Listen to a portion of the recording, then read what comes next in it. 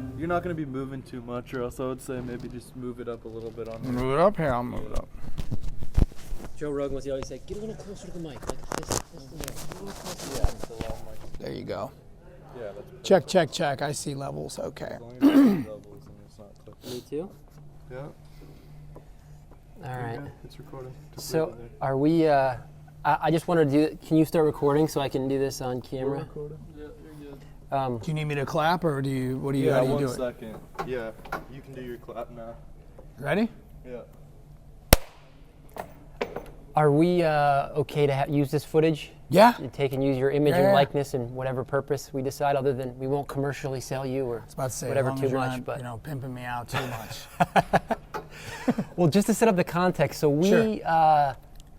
before this have never met in our entire lives. No, we met on the right? plane. Exactly, on the way to Cannes Film Festival, just totally random, and we're doing this as a test, just to see how it works. But I wanted to I'm get the your guinea pig. backstory Yeah. and see who you are. Why are you going to Cannes?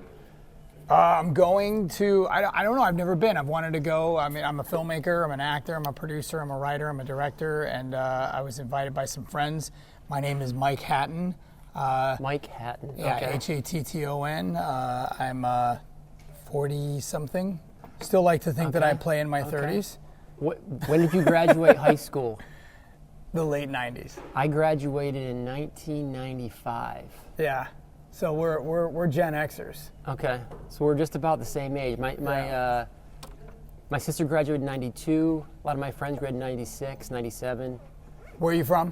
Port Allegany, Pennsylvania. Okay, so I'm from Hobart, Indiana. So I'm a film that's Okay. similar-ish. Similar roots enough. a little bit. Right. Yeah. But Okay. came to California to get into the entertainment business and have been navigating my way around it and in it ever since. Started out in news, was doing news reporting and entertainment reporting. How did you get that first job? I actually got a job as a cameraman when I was 18 in Terre Haute, Indiana, where I went to college at Indiana State. Okay. That led into me then getting a job in 2001 when I moved to California. I opened the CBS So you affiliate in came Palm with Springs. a job. Yeah, I got a job. Okay. Yeah, but I 'Cause knew what I that's wanted to tough. do. Yeah, When you come and you don't have nothing, you don't know anybody, you think you need connections, but Right. you had something. yeah, and it was like That brought you here, 11, and they right. paid you It was to like come out $11 an hour. But Okay, I was but like, yeah, you know what, okay. I got a job, and it was Yeah. like a whole reason to move. And I wanted to move to California. I wanted to be an actor and a filmmaker, but I never, being from the Midwest, which I'm sure you can relate to from the East Coast, you just are like, how do I get into this business? What do I do? I thought about trying to go to grad school. No grad school would have me. So then at that point, I just was chasing a job and then ended up getting a job because I had experience. So they hired me as a cameraman, and then that led into entertainment reporting, and then that led into doing commercials, and then that led into more and more and more. Were you doing other stuff on the background? Like were you doing like background work or No, I stand never in really or got put into. I your- never. No, actually, I was an entertainment reporter in Palm Springs for the CBS affiliate there, and there was a local feature shooting there, and I had gotten the script from a friend, and it was high school kids, and I'm like, man, I'm never gonna get cast as a high school kid because I can grow a beard from the time I was like 16. So I read the script, and I saw that there was one guy in there who was a college age student, and I could still play college because I was only maybe a couple years out, and I had met the director, and I went in for a general audition, and the director was in there, and it was his first movie, and I said, hey, I saw you have a college age guy in here, I'd like to read for that role. And he said, oh, well, that role I'm already given to a friend of mine. And I was like, I already prepared, can you just let me do the audition? So I did the audition. A couple days later, he calls me. He says, man, you put me in a real pickle here. I don't know. I wrote that role for a friend. I was going to cast the friend. He knows about it already, but you came in, and what would you do if you were me? And I said, I'd give the job to the better actor. So whichever one of us is a better actor, give it to him. And he said, all right, then the role's yours. So that was my first role. Had you done any preparation for that though? Did you study, like do scene study classes? Yeah, so I was taking classes. So while I was working in Palm Springs, I was commuting to Los Angeles to train at the Second City's training center in Los Angeles. So I was doing, I don't know if you're familiar with the Second City. Yeah, the improv school. Yeah. I mean that's like, that's top for improv. It was great, yeah. So I was training there, and I was doing my acting classes, and then I also did some repertory theater, and I was doing sketch groups and comedy groups, and then my brother and I would make short films on the side for fun, and so I was playing around. How did you like Second City? Oh, it was amazing. It was a great experience. Did you have like the whole timing thing, the comedic instinct, or did you learn it there? Is it more like a trade that you've acquired, but it's not natural for you, or that was your, like? No, I mean, look, here's the thing. You get it. I think if you don't have it, like, you know how it is. It's like the business. If you don't have it, the business so finds much a you way can to kind of train. spit Yeah, you yeah, out. yeah. Like, I think you go into it knowing like, hey, I'm kind of funny and I have somewhat good comedic timing. But in Second City or any of those programs, the Groundlings or Upright Citizens Brigade, you really learn to hone it, and you can master it, and that's what Second City really did for me, was help me master it, and then teach me how to, get either land the plane and get to a destination, or get so crazy and have a lot of fun that, no one cares if you ever get there or not. Yeah. So yeah, it was a lot of fun. But that role led to a few more roles with the same director, which led to more work. He brought you back. The same guy brought you back. Yeah, same guy brought me back Okay. for a few things. And then through him, I met a friend. I mean, this is 10 years in the course of 10 seconds, but, just steady working in small little indie projects, commercials, sketch comedy groups. Finally quit my job in Palm Springs, moved to LA.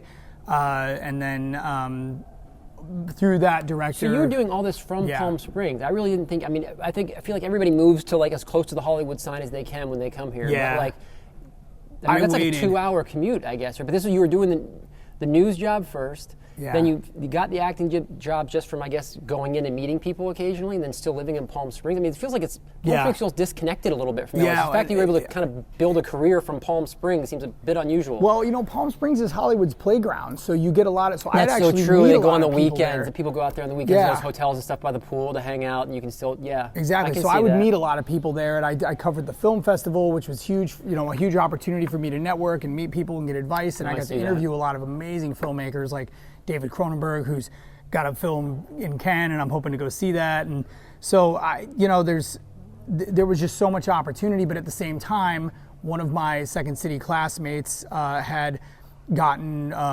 Saturday Night Live, Bill Hader, and when we were at his going away thing, he was kind of like, dude, you're still in Palm Springs. Like, what do you, I was like, all right, you know what, you're right. I gotta grow up. It's time to like either fully commit to this and do it, or just stop. And I decided to sell my house, quit my job, move to LA. You weren't just, so that's two basic big moves, from Indiana to there, and then you kind of built a life in Palm Springs, and you had to give that up to make a second commitment to it. Yeah. But it was kind of good stages, though. You know what I mean? Like, you had the job brought you out. Right. You had a Then little bit of working experience, there, right. and then Palm Springs, and then you came in. And then what happened from there? So from there, actually through that director, did a few more projects, started producing projects. I produced one with him, then started producing with other directors. What did you bring to him in terms of producing? Was it more like the talent? Was it the financing? I found the financing, and we kind of brainstormed a movie idea together. And so, did you hire writers to do it, or no? He wrote it. He wrote just read a spec screenplay. He wrote a screenplay based on shooting around some ideas, kind of based it on me and my brother's relationship, and then wrote a crazy little story that had nothing to do with me and my brother around it. Okay. Writes a script. I helped find the financing. And then that was kind of my first foray into producing. And so how did you find the financing for a picture by an unknown director? Oh man, I've done it a few times now. I just targeted, identified a lead, and thought that it was a good lead. Like a warm lead through a relationship, or was it just somebody actually I met through the entertainment reporting scene? I had interviewed her. She was kind of a bigwig in the community, and I knew she wanted to dabble in something. Well, she had a background in it. She was a big actress in the '70s, and then kind of got out of the limelight and owned an infomercial company, but you could just tell by what she was doing socially that she still wanted to be involved with movies, but so we found her and kind of put it together, and then she ended up not only financing the movie, she also produced the movie. So it ended up being a kind of a great situation for us. I was one of the co-stars of it, and that was a movie called Shoot the Hero that we did with Jason Mewes and Danny Trejo, and then her daughter Samantha Lockwood was the lead. And that was your first really, like, you'd moved to LA, and then you're now a producer, and this was your first film that you'd produced. Yeah, I was a EP on that, by way of bringing financing. And then, of course, I wanted to be more of a physical producer, but then I also had that whole, like, no, I want to focus on the acting. And I didn't think about it from a filmmaker perspective, where I'm like, why can't I do it all? But I just wasn't, I was young at the time, and I thought, I need to focus on the acting. No, because you want to be a star at that point still, right? Right. I mean, it's kind of like, I want to be an actor, you know, I want to be famous, or I want to be a great actor and famous, or whatever. Exactly. You know, like, I can see where that still pulls you, even though, like, you might be able to build a longer career on the other end of it. At that moment, I can totally understand why you're just still chasing this other dream. You right, know what I mean? Like, and you think, like, you just have, when you're in your 20s, you go, oh, I don't, you never know, I'm gonna get that big break, and you don't realize that, like, you're kind of, like, if you're working, like, that's the break, like, that's it, and you just need to keep doing that every, you know, get a few of those every year, and then you look back and you're like, oh man, and then all of a sudden you look back and you've had 10 years of straight work, and then so. But that movie led to, you know, I did probably like a dozen or so indie films and little, you know, commercials and stuff like that, which is kind of working as an indie actor. And then I opened a side business, and my side business was producing corporate content. So I opened a production company doing commercials and infomercials and things like that. It's lucrative. You can use your talents and relationships with people maybe working on, like, you know, bare bones, you know, like bootstrap films, but then they can get a paycheck out of, you know, right, the corporate gigs. But a lot of and so what happened is over time, you know, the confidence from showing, you know, companies who finance films some of the corporate work, they got confidence. They'd go, oh wait, you just did something for, you know, the Department of Water and Power in Los Angeles. If you can do that, then you can do this, you know. So so I had, you know, various corporate clients, and then all of a sudden that started then serving into getting little multi-picture deals with, we did a multi-picture slate for Sci-Fi Channel with Cinetel Pictures, Cinetel Films, and so we did a couple movies for them, and then it just started growing. So then that led into doing a movie called Vigilante Diaries that we sold to HBO, and then... Okay, well, hold up. So all of a sudden now you've hit Sci-Fi, the Sci-Fi Channel, and you just moved out from Palm Springs. I mean, what kind of span of time is that from, like... It was a few years. Okay. Yeah. And what are you feeling at that point? Are you really stoked and like, along this whole thing, there was a writer's strike, so that was one of the reasons I also started to produce. There was a writer's... I actually got a break. Was that the time when reality shows first, like, kicked off during that they were strike? they were already around, but they weren't, like, there was that boom around 2008 to like 2015, and like I actually tried it for a minute to even get into producing reality content, and of course didn't, you know, was like, oh, this is horrible, I don't dig this at all, so got out of that. I'd say I think I moved to LA right around the time the writer's strike happened. I got a job supposedly working for Jimmy Kimmel. I was going to be his man on the street reporter. Well, I was. I got the audition. My agent got it, and everything was great. So I sold the house. I moved. Bill's advice was great.